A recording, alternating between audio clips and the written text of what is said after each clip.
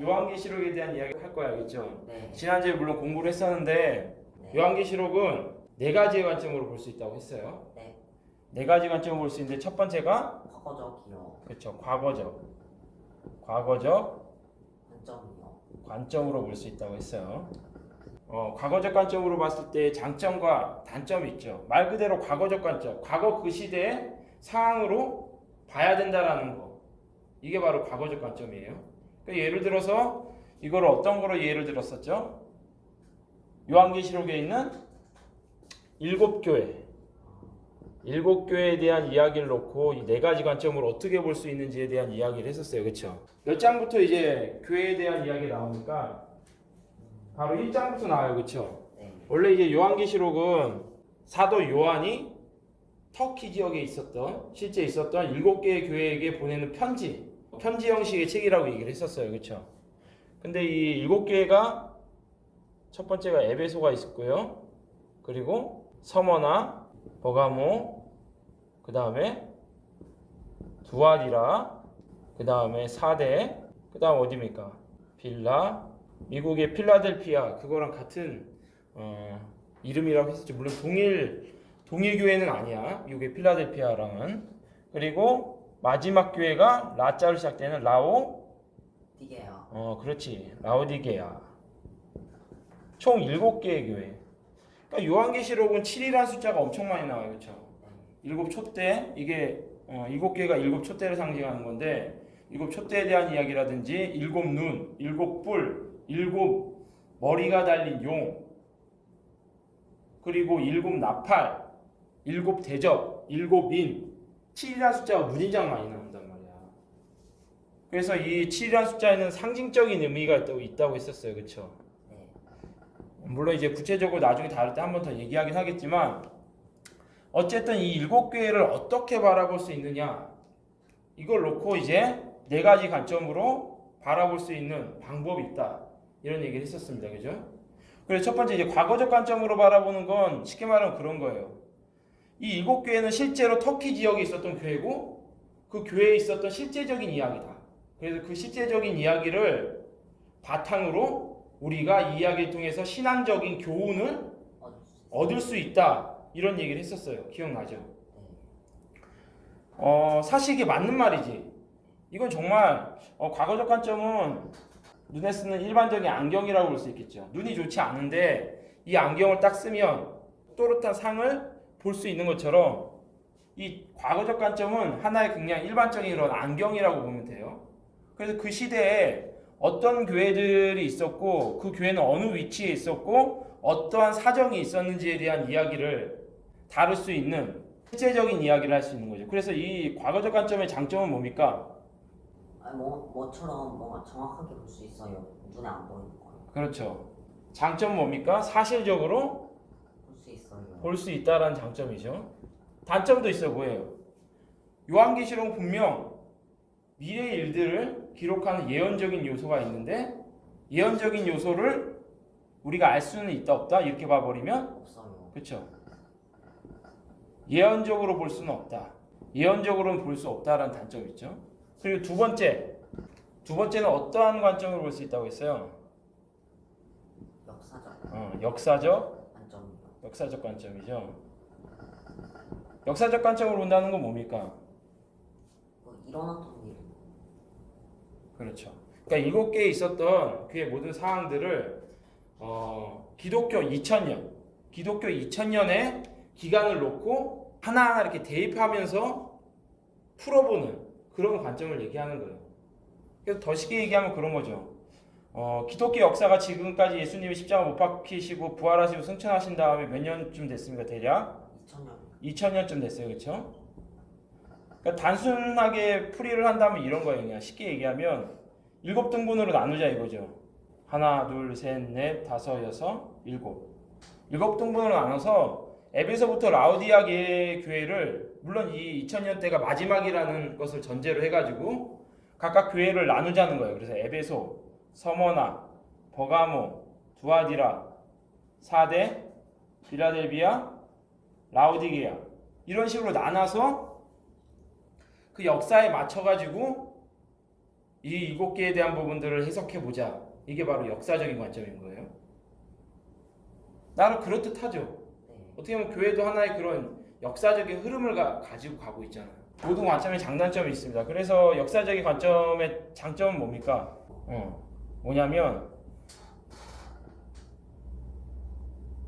교회사적으로 적용을 해볼 수 있다는 장점이 있는 거야. 교회의 이런 2000년의 역사들을 어떻게 보면 역사적인 관점에서 바라보게 되면 적용해 볼 수 있는 부분들이 있겠죠. 단점은 뭡니까? 대신 미래를 알 수 없어요. 미래를 알 수도 있긴 하지. 왜냐하면 역사적으로 바라보기 때문에 이 상황은 어떠한 시대를 두고 얘기하는 거야, 이렇게 얘기할 수도 있겠죠. 근데 이거의 또 단점은 뭐냐면 해석이 모호하거나 해석이 잘못될 수도 있다는 거야. 예를 들어서 에베소 교회를 초대교회라고 얘기하고, 그리고 서문학 교회를 순교가 많이 일어나고 있었던 순교교회로 적용을 하고, 뭐 이렇게 적용을 해볼 수 있을 거예요. 근데 적용을 했을 때 이걸 혹시나 잘못 적용할 수도 있겠죠. 잘못 적용하게 되면 마치 첫 단추를 잘못 끼면 나머지도 어떻게 돼요? 다 어긋날 수도 있겠죠. 네. 근데 그 해석적인 부분에 있어서 오류 났던 사항들이 어떤 상황이 있었냐면, 초대교회 때는 이제 요한계시록에 나온 적그리스도라는 인물이 등장합니다. 근데 그 적그리스도가 로마 황제라고 생각을 했었어요. 첫 번째는 네로 황제가 적그리스도다, 이렇게 얘기를 했단 말이야. 근데 결론적으로 네로 황제가 적그리스도였을까? 그 후에도 이제 총 10명의 황제가 등장하는데 로마 시대 때 다 하나같이 교회를 핍박하고 괴롭혔기 때문에 누가 등장할 때마다 적그리스도다 이렇게 얘기했단 말이야. 그런데 다 틀렸어, 결론적으로. 그리고 시대가 흘러가면서 나폴레옹이라든지 히틀러라든지 역사적으로 기독교인들이나 뭐 유대인들을 핍박했던 그런 정치적인 지도자가 나올 때마다 적그리스도다 이렇게 얘기를 했단 말이지. 근데 사실 다 틀렸잖아, 그지? 요즘 또 누가 적그리스도라고 얘기합니까? 교황. 유튜브에 보니까. 그치, 교황. 지금 누굽니까, 이름이? 프란치스. 어. 근데 그 사람이 왜 적그리스도예요?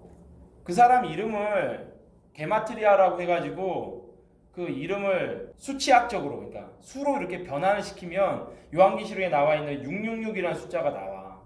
그리고 그가 다른 교황과는 다르게 모든 사람들의 마음을 얻고 있어요.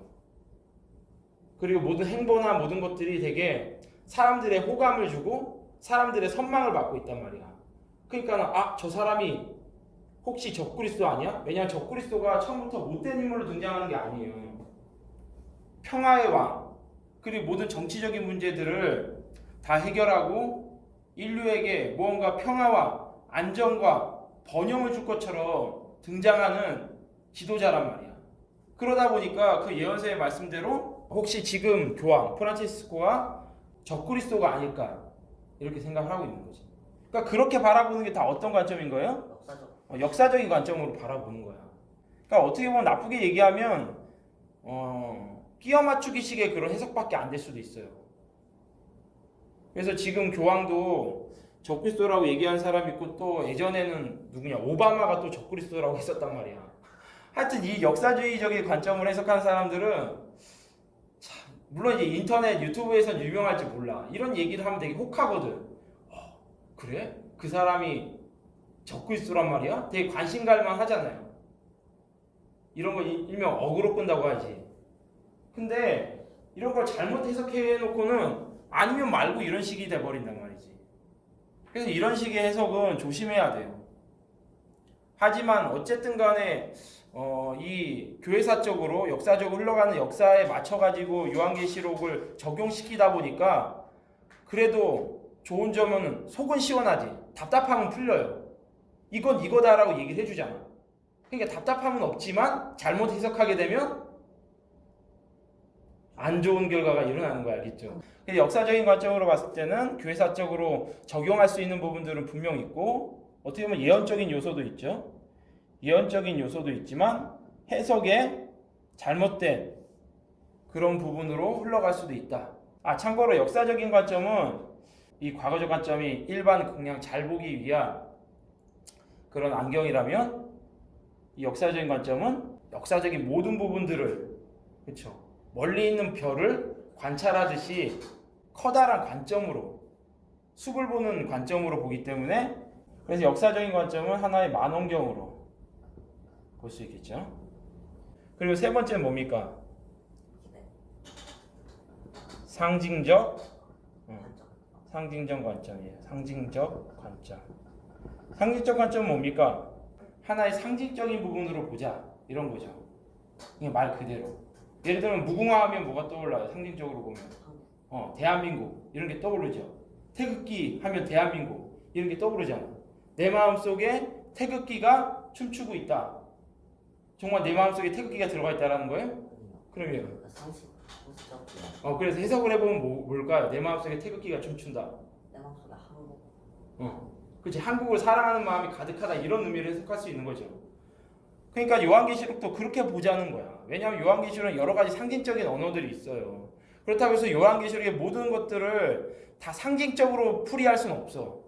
그래서 우리가 이런 것들을 이제 공부하는 거기도 하지만 분명히 상징적으로 문자 그대로 보면 안 되고 상징적으로 바라봐야 될 부분도 있어요. 이런 걸 잘해야 돼. 과연 상징적으로 볼 것인가 아니면 문자 그대로 볼 것인가 그게 중요한 거야. 그러니까 예를 들어서 7교회를 그냥 교회로 볼 건지 아니면 그런 시대적인 상황으로 볼 건지 그러니까 문자 그대로 볼 건지 아니면은 그냥 상징적인 의미로만 볼 건지 이런 부분들 잘 분별할 수 있어야 돼. 또 한 가지도 그런 게 있죠. 예를 들어서 요한계시록에 7머리가 달린 용이 나온단 말이에요. 괴물이죠.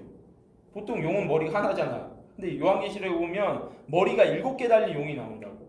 그 얘기까지 하면 또 너무 길어지니까 어쨌든 요한계시록에 그런 7머리 달린 용에 대한 이야기가 나와요. 그러니까 그거는 어떻게 봐야 될까? 정말 미래에는 7머리가 달린 용이 나타나는 거예요? 그건 상징적으로 봐야 되겠죠. 그래서 7머리 달린 용이 의미하는 건 뭘까? 의미적으로 봐야 되겠지. 그럴 때 우리가 볼 수 있는 뭐 그런 관점이라고 볼 수 있는 거예요. 쉽게 말하면. 자, 그래서 상징적인 관점에서 본다면 장점이 뭘까요? 무엇보다 이게 적용이 잘 되겠죠. 네. 적용이 잘 되겠죠. 어떻게 보면 좀 물론 이것도 적용도 교회적인 적용과 개인적인 적용이 있긴 한데 그래서 7교회에 대한 이야기를 놓고 본다면은 그렇게 얘기하는 거지. 에베소 교회부터 라우디게아가 쭉 있는데 쉽게 말하면 그런 거예요. 에베소 교회 같은 교회가 있다. 지금 이 시대에도. 에베소 교회가 어떤 교회입니까? 진리를 수호하고 대신 첫사랑을 잃어버린 교회죠. 그리고 라우디아 교회 같은 교회는 미지근한 교회고. 그러니까 교회마다 진리를 수호하나 첫사랑이 떠난 교회도 있고 그리고 라우디게아처럼 신앙이 미지근한 교회도 있고 이런 여러 교회들이 있다라는 거야. 그래서 요한계시록에 나와 있는 7교회에 대한 부분들을 뭐 역사적으로나 과거적으로 보기보다는 우리한테 적용을 시켜야 된다. 적용을 시켜가지고 우리가 그 말씀 안에서 어떠한 실천을 해야 될지 말씀 안에서 어떠한 실천을 해야 될지를 봐야 한다. 이런 게 상징적인 관점이에요.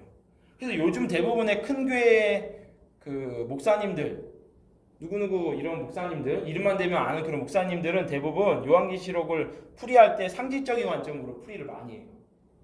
왜냐하면 일단 이렇게 풀이를 하게 되면 요한계시록에 있는 말씀들을 나한테 적용시켜 주잖아. 너한테 적용시켜 주고. 그럼 우리가 그 요한계시록의 말씀을 통해서 어떻게 살아야 될지를 알 수 있겠죠. 우리 안에 이런 교회들의 모습이 있구나. 주님이 또한 뭐 버가모 교회에게는 칭찬도 하시고 혹은 책망도 하시는데 이런 부분들을 우리한테 적용을 해본다면 칭찬하는 부분들은 더 잘하고 그리고 책망하는 부분들은 우리가 고쳐놔야 되겠구나 이런 부분들로 적용할 수 있으니까 우리한테 되게 유익이 크죠. 그리고 어떻게 보면 되게 가장 안정적인 해석일 수도 있어. 적용을 시켰을 경우에는 물론 적용이 대신 이건 여러 방면으로 적용을 할 수 있기 때문에 위험성은 크지 않아요. 그렇죠? 이렇게 해석하면 어쨌든 좋은 의미로 적용을 시켰는데 나중에 주님이 뭐라고 하실까? 아니죠. 근데 이 상징적 관점도 물론 이제 많은 요즘 교회들이 이것을 추구하고 있긴 하지만 단점도 있어요. 어떤 단점이 있을까요? 지금 과거적 관점과 거의 같아요. 뭡니까? 예언적인 요소가 없다라는 거예요. 그냥 그 시대의 교회에 역사적인 관점 안에서 우리한테 적용을 시킬 뿐이지 어떤 여기 예언적인 의미를 역사적인 관점처럼 예언적인 의미를 부여하지 않아요. 그러다 보니까 요한계시록에 어떻게 보면 가장 큰 의미가 뭡니까? 미래, 앞으로의 마지막 때 주님이 다시 오실 그때에 어떠한 일들이 일어나는지 7년 대환란에 앞서서 혹은 7년 대환란 중에 어떠한 일들을 알아야 되는지 이런 부분들을 우리가 놓칠 수 있다라는 단점이 있는 거예요. 알겠죠? 분명 예언적인 요소가 분명 요한계시록에 있기 때문에 그래요. 그리고 이제 마지막으로 네 번째는 뭡니까? 예언. 예언적 관점이에요. 예언적 관점. 예언적 관점은 뭡니까? 예언적 관점. 미래에 일어날. 그렇죠. 미래에 일어나는 그것도 그냥 단순히 미래에 일어날 일로 보는 게 아니라 중요한 건 마지막 때. 마지막 때. 다시 말하면 주님이 오실 때요. 재림하실 때 혹은 이제 7년 대환란, 7년 환란. 그러니까 이 마지막 때에 일어날 일들로 보자고 하는 거예요. 그렇기 때문에 예를 들면 그렇게 해석이 되는 거겠죠. 이 7개에 대한 부분들을 예언적인 관점에서 보면 뭘까요? 예언적인 관점에서 보면 뭐 예를 들면 그런 거죠. 뭐 여러 가지로 해석할 수 있겠지만 지금 현 시대에 많은 대륙들이 있잖아. 그리고 예수님 안 믿는 대륙들이 거의 없어요. 그러니까 예를 들어서 뭐 예를 들면 에베소 교회는 뭐 미국, 뭐 서문화 교회는 뭐 아시아, 그리고 뭐 두아디라 교회는 저 뭐 아프리카. 그렇다는 게 아니라 예를 들면 이런 식으로 지역을 구분해서 해석할 수 있겠죠. 또 하나는 뭐 교단을 놓고도 볼 수 있겠지. 장로교 있고 또 어디 있어요? 침례교, 성결교, 순복음교단. 어쨌든 그런 많은 교단들 예언하는 거다 이렇게 볼 수 있는 부분들이 있겠죠. 마지막 때를 놓고. 그러니까 그렇게 바라보자는 거예요. 그러니까 이렇게 예언적인 관점으로 보게 되면 그 7용에 대한 부분도 그렇고 그리고 7 뿔이 달린 어린 양에 대한 이야기도 그렇고 그리고 7 나팔 그리고 7 대접, 7 인에 대한 모든 부분들은 마지막 때에 일어날 그런 사항들로 해석을 해보는 거죠. 이 해석의 장점은 뭘까요? 이건 말 그대로 예언적인 요소가 크다라는 거예요. 그래서 진정 요한계시록이 의미하고 있는 미래의 일들을 잘 설명해주는 장점이 있겠죠. 이 마지막 때, 지금이 마지막 때가 맞다면 예언적으로 해석하게 되면 이 사항에 맞춰가지고 어떠한 일들이 일어나는지를 해석해주기 때문에 정말 바른 해석이라면 우리한테 도움이 되겠죠. 근데 단점은 뭐예요? 이것도 역사적인 관점이랑 약간 비슷하죠. 잘못 해석하게 되면 어떻게 돼요? 틀려. 그렇죠. 우리가 잘못된 방향으로 갈 수 있겠지.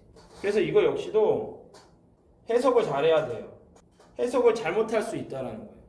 해석을. 그래서 대표적으로 이 예언적인 관점으로 해석을 많이 하는 이단이 어디입니까? 대부분 모든 이단들이 다 요한계시록 예언적인 관점으로 많이 봐요. 걔네들한테는 뭐 과거적, 역사적, 물론 역사적인 관점은 약간 볼 수도 있겠지만 뭐 상징적 관점 이런 의미로보다는 예언적 관점으로 봐. 그리고 잘못 막 해석을 해. 그래서 결국 이단들이 되는 거예요. 대표적으로 아까 얘기했던 신천지.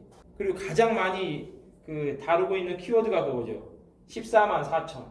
이 과연 14만 4천 명이 누구를 상징하는 거냐? 누구를 예언하는 거냐? 어떠한 부류들을 예언하는 거냐? 이런 것들을 놓고 예언적인 관점을 바라보면 여러 해석이 나올 수 있겠죠. 그래서 신천지 같은 경우에는 14만 4천이 다 어디 있다라고 얘기해. 진정한 그러니까 신천지가 뭔지 알아요? 새 하늘과 새 땅이잖아요. 그렇죠? 새로운 시내. 네. 천지란 말이야. 요한계시록 맨 마지막에 하나님이 새 예루살렘 성을 두시는 그 새로운 우주를 얘기하는 거예요.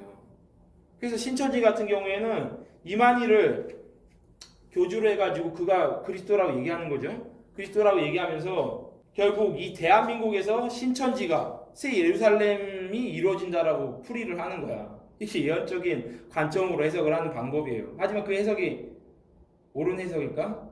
완전 틀린 해석이죠. 그러니까 걔네들 관점으로 봤을 때는 이 대한민국 대부분의 사람들은 이 14만 4천 명은 대한민국 사람들인 거야. 물론 외국인들도 몇 명 있을 수 있겠지. 근데 얘들 벌써 20만 명이 넘은 걸로 알고 있어요.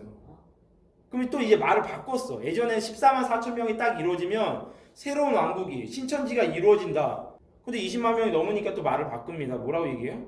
잘 믿는 사람 없다. 그 중에 정말 잘 믿는 사람, 진정한 그들 말로 진정한 성도들의 숫자를 얘기하는 거다.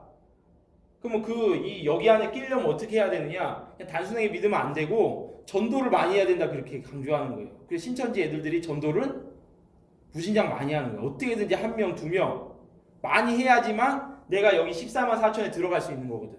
걔들도 포커스가 전도예요. 왜냐면 전도를 많이 해야지만 결국 이 숫자에 들어갈 수 있다고 강조를 많이 하거든. 그렇듯 하죠. 근데 이거는 틀린 해석이라는 거야. 나중에 한번 이 14만 4천이 의미하는 것이 무엇인지를 한번 이 네 가지 관점 안에서 좀 종합적으로 좀 더 어려운 영어로 통전적으로 좀 바라볼 수 있는 해석이 있어요. 그러니까 그걸 나중에 좀 같이 얘기해 보도록 하고. 그래서 이거는 이제 아까 얘기를 못 했는데 상징적 관점 같은 경우에는 어떠한 부분으로 볼 수 있을까? 안경, 만원경임 이거는 하나의 우리 개인적인 부분들을 세포 하나하나를 바라보는 거기 때문에 현미경이라고 볼 수 있겠죠. 그러면 예언적 관점은 이거는 보이지 않는 미래의 일들을 볼 수 있기 때문에 하나의 투시경이라고 볼 수 있겠죠. 그래서 이게 이 네 가지 관점에 대한 장단점에 대한 이야기를 봤어요. 그렇죠? 그래서 요한계시록은 결론적으로 그겁니다. 어느 관점으로 봐야 되겠어요, 그러면? 다요. 그렇지. 정답은 종합적으로, 통전적으로 이 네 가지 관점들을 잘 활용해서 볼 수 있어야 돼요. 그래야지만 바른 해석을 할 수 있는 겁니다. 할렐루야. 아멘.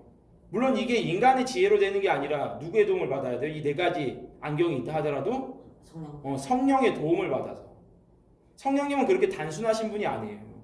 지략의 영이고 모사의 영이시고 하나님의 영이시기 때문에 성경을 이와 같이 수집하시고 기록하게 하신 것도 요한계시록도 마찬가지고 사람이 한 게 아니에요. 그 성경을 모든 성경을 쓴 것도 성령님이 하신 거야. 그러니까 성령님이 쓰셨으니 누가 풀이를 해야 되겠어요? 성령. 성령님이 해석을 해야 되는 거야. 성경을 해석하는 게 가장 중요한 겁니다. 요한계시록을 어떻게 해석하는지가 가장 중요한 거예요. 그러려면 그것을 기록하신 그분의 지혜로 봐야 되겠죠. 그래서 그분의 지혜 안에서 물론 다른 관점들도 있을 수 있어요. 하지만 크게 본다면 이 네 가지 관점 안에서 종합적으로 봐야 된다는 거예요. 그래서 한 가지 예를 들었었죠. 좀 더 쉬운 예를 얘기하고 마칩시다. 코끼리를 바라볼 때 흔히 뭐 장님이 코끼리 만지듯이 한다 뭐 이런 속담들이 있잖아요. 비슷해. 우리가 코끼리를 볼 때 너무 크기 때문에 우리가 코끼리를 정면에서 바라본 것, 옆면에서 바라본 것, 뒤에서 바라본 것, 위에서 바라본 게 다 다르겠죠. 그래서 다르게 바라본 4명의 사람들을 앉혀놓고 넌 코끼리가 한 번도 본 적 없는 사람들한테 물어본다고 합시다. 코끼리를 한 번도 본 적 없는 사람들한테 그걸 물어봤더니 4사람이 물어봤더니 정면을 본 사람들은 뭐 얼굴이 이렇게 생겼고 코가 길고 막 이렇게 얘기할 테고 옆면을 본 사람들은 무진장 커가지고 뭐 그렇다라고 얘기할 테고 뒷면, 윗면 다 다르겠죠. 각각 코끼리를 바라보는 모습이 다를 거예요. 그러면 제대로 된 코끼리의 모습을 그려보려면 어떻게 해야 됩니까? 다 그려요. 그 4사람이 얘기한 것을 그쵸? 기초로 해가지고 4사람이 얘기한 것들을 종합적으로 듣고 그려보면 정말 코끼리의 모습이 나오겠지. 요한계시록도 그렇게 해석하면 우리가 바른 해석을 할 수 있다라는 거 오늘 좀 얘기할게. 알겠죠? 그래서 요한계시록 앞으로 1장부터 해가지고 22장까지 내용들이 있는데 가급적 좀 가장 쉽게 초등학생들도 이해할 수 있는, 지금 6학년이잖아, 그치? 6학년도 이해할 수 있는, 그러니까 9학년만 돼도 이해할 수 있게끔 요한계시록을 좀 쉽게 하려고 해요. 너무 디테일하게 얘기하다 보면 너무 어렵고 졸려. 그러니까 우리가 알 수 있는 만큼만 그렇게 좀 쉽게 풀이를 해서 요한계시록을 함께 좀 공부해 보도록 합시다. 앞으로. 알겠죠? 혹시 여기까지 질문 있나요? 전도사님. 네. 근데 만약 천년 왕국이 세워질 때 지옥 갈 사람도 그쪽에 있어요? 아니면 그냥 지옥에 떨어져요? 천년왕국 때? 네. 벌써부터 어려운 질문을 하네. 그 얘기는 나중으로 미룹시다. 지금 얘기할 단계는 아닌 것 같아. 너무 그거는 진도를 너무 앞서 나갔어. 지금 더하기 빼기 해야 되는데 벌써 함수 방정식 지금 얘기를 하고 있는 거란 말이야. 그렇게까지 선행할 필요가 없어요. 알겠죠? 그러니까 가급적이도 아까도 얘기했지만 요한계시록을 대략적으로만 알아도 괜찮아요. 대략적으로 안다라는 건 뭐 대충대충 안다라는 얘기가 아니에요. 커다란 하나의 숲을 보는 정도만 돼도 이 마지막 때를 잘 준비할 수 있다는 얘기를 한 거예요. 알겠죠? 우리가 다시 이 한 가지만 더 얘기하고 마칠게요. 주님 곧 오시죠? 네. 근데 언제 올지는 몰라요. 몰라요. 우리가 말씀 공부하는 것도 마찬가지예요. 말씀 공부하고 우리가 신앙생활하고 우리가 사회생활하고 학교생활하지만 주님이 곧 오신다고 해서 모든 것들 다 내팽개치고 막 기도원에 들어간다든지 너무 정말 어떻게 보면 광신자처럼 그렇게 할 필요가 있습니까? 그렇게 할 필요가 없는 거예요. 알겠죠?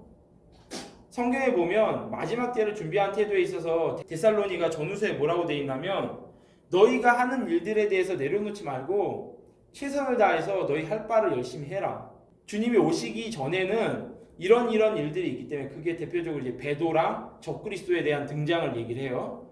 그것이 있지 않고서는 주님이 오시지 않기 때문에 너희가 두려워하거나 너희들의 모든 사생활을 다 내려놓고 그렇게 놀고 먹는 일들을 해서는 안 된다고 얘기를 해요. 너무 광신적으로 빠지면 안 된다는 얘기를 하는 거야. 그래서 마지막 때를 준비하는 가장 좋은 방법은 그때도 두 가지 방법 얘기했었죠. 충성된 종이 돼서 잘 전하든가 아니면 잘 듣든가 하면 된다고 했었죠. 그게 휴거받는 방법이라고 얘기했었죠. 기억나요? 네. 그런 것처럼 우리가 일상생활을 하면서 하나님 말씀에 잘 순종하고 잘 전하는 지금 하는 그 모습대로 하다 보면 내가 생활 가운데 갑자기 휴거당하는 게 휴거예요. 알겠죠? 그래서 마태복음, 누가복음에 기록된 게 뭐예요? 그때 두 사람이 있는데 잠자고 있다. 한 명은 데려감을 당하고 한 명은 남겨질 것이다라고 돼 있어요. 그리고 밭일을 하고 있다. 어떻게 됩니까? 두 사람이 밭일을 하고 있는데 하나는 데려감을 당하고 하나는 남겨진다라고 얘기한단 말이에요. 이게 뭘 얘기하는 걸까요? 우리가 일상생활을 하고 있는 가운데 휴거가 일어난다를 얘기하는 거야. 알겠죠? 물론 이제 마지막 때에 대한 부분들이 궁금해서 이런저런 것들을 물어보고 혹은 두려운 마음들이 일어날 수도 있지만 그럴 필요가 있다 없다? 없어요. 우리가 정말 일상생활 가운데 주님을 높이고 바르게 예배하고 주님의 말씀대로 순종하는 삶을 산다면 휴거되는 건 어렵지? 않아요. 아멘? 아멘. 이게 꼭 뭔가 행위를 열심히 해야지만 휴거받을 수 있다는 얘기를 하는 게 아니에요. 알겠죠? 절대 그렇게 오해하면 안 돼요. 우리가 피 묻은 예수 그리스도의 그 십자가가 우리 마음속에 중심이 있다면 그런 삶들은 자동적으로 되는 거고 그분의 은혜에 감사한다면 우리가 변질될 수 있다 없다? 없어요. 그러니까 항상 예수님의 십자가 그 은혜들을 감사하는 삶을 살면 돼. 알겠죠? 내가 뭔가 열심히 해야지만 휴거받지 이거는 앞뒤가 다른 얘기인 거야. 알겠죠? 그런 신앙적인 모습을 얘기하는 게 아니라 주님의 은혜, 주님의 십자가 너무 감사해서 매일매일을 하나님 말씀과 함께하고 예수님을 모르는 사람들에게 예수님을 전하는 이런 삶을 살 때 휴거 되는 거다라는 얘기를 하는 거예요. 알겠죠? 그래서 앞뒤가 바뀌면 절대 안 돼요.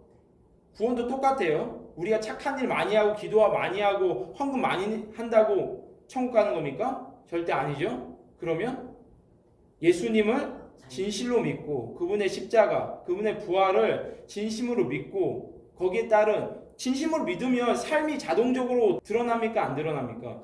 자동적으로 드러나는 거예요. 내가 누군가를 사랑하면 이거 똑같은 거예요. 남녀관계도 똑같죠. 물론 지금 여자친구 있어요? 없죠. 여자친구가 있으면 내가 정말 좋아하는 여자친구라면 내가 너무 좋아하니까 알아서 잘하게 되는 거지. 필요하지 않는데 얘가 뭐 이것 좀 해달라 저것 좀 해달라 해가지고 내가 주문 받아가지고 그렇게 해주는 게 아니잖아. 너무 사랑하고 좋으니까 이 선물도 해주고 싶고 이렇게도 섬겨주고 싶고 그런 거잖아요. 그렇죠? 부모님을 섬길 때도 마찬가지예요. 내가 부모님을 정말 사랑하면 어떻게 합니까? 누가 시키지 않아도 정말 사랑하면 알아서 잘하겠죠. 엄마 아빠한테 설거지도 하고 그리고 엄마 말씀도 잘 듣고 하겠죠. 하지만 엄마, 부모님을 내가 공경하려는 그 사랑하는 마음이 없으면 누가 아무리 잔소리해도 그게 쉽지가 않은 거야. 그러니까 우리의 신앙은 일단 하나님을 진실로 만나야 돼요. 그리고 하나님의 그 크신 사랑을 체험을 해봐야 돼. 그리고 그분의 십자가 그 은혜들이 정말 나의 것이 되면 그때부터는 신앙생활하는 게 그렇게 어렵지 않아요. 내가 기도의 끈을 놓치지 않고 말씀 생활만 내가 매일매일 유지할 수 있다면 주님 믿고 그분의 말씀대로 순종하는 거 어려운 거 아니에요. 할렐루야. 아멘. 그래서 오늘 말씀은 여기까지 마무리할 거고 요한계시록의 1장부터 해가지고 22장 얼마만큼 할 수 있을지 모르겠지만 아까도 얘기했다시피 숲을 보는 관점 안에서 대략적으로 한번 단락단락으로 그렇게 한번 좀 살펴보도록 할게요. 기도하겠습니다. 살아계신 하나님, 오늘도 요한계시록 말씀을